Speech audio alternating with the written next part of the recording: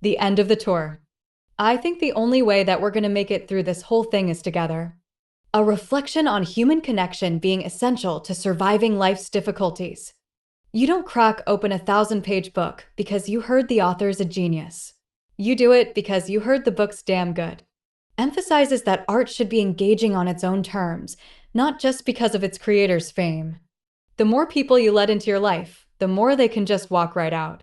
Opens a reflection on vulnerability, how intimacy can lead to pain when others leave. It's a dangerous thing to confuse children with angels. Challenges the romanticization of innocence and the idea that purity is inherently good or wise. You suffer alone in the real world. Describes the isolating nature of personal pain and the difficulty in truly sharing suffering. Pleasure is not happiness. Highlights the distinction between momentary gratification and deeper, lasting fulfillment. I think being shy basically means being self-absorbed to the point of not being able to be generous. Suggests that excessive self-focus can hinder meaningful interaction and kindness.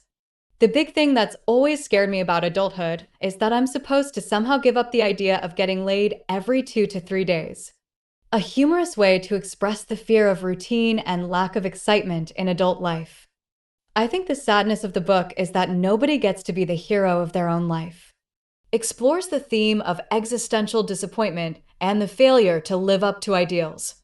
There's a difference between being alone and being lonely. Distinguishes solitude as a neutral or even positive state from the painful emotion of loneliness. You're not just a writer. That's not the extent of your value. Affirms that identity and self-worth are not solely defined by one's profession or output. We're all going to die, and the truth is we don't know what's going to happen. Confronts the inevitability of death and the profound uncertainty of existence. This is nice. This is not bad. This is not evil. And I think that's what we're supposed to be okay with. Speaks to accepting the ordinary and finding meaning in the unremarkable. There's a part of me that wants to be as open and as generous as possible, but then there's this part that's so suspicious and guarded.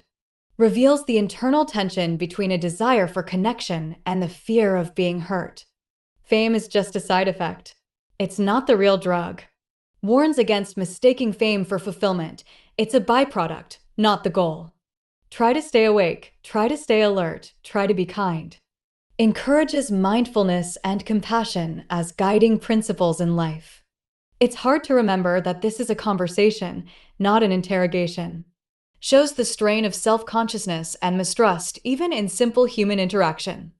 If you can think of times in your life that you've treated people with extraordinary decency and love and pure uninterested concern, just because they were valuable as human beings, the ability to do that with ourselves.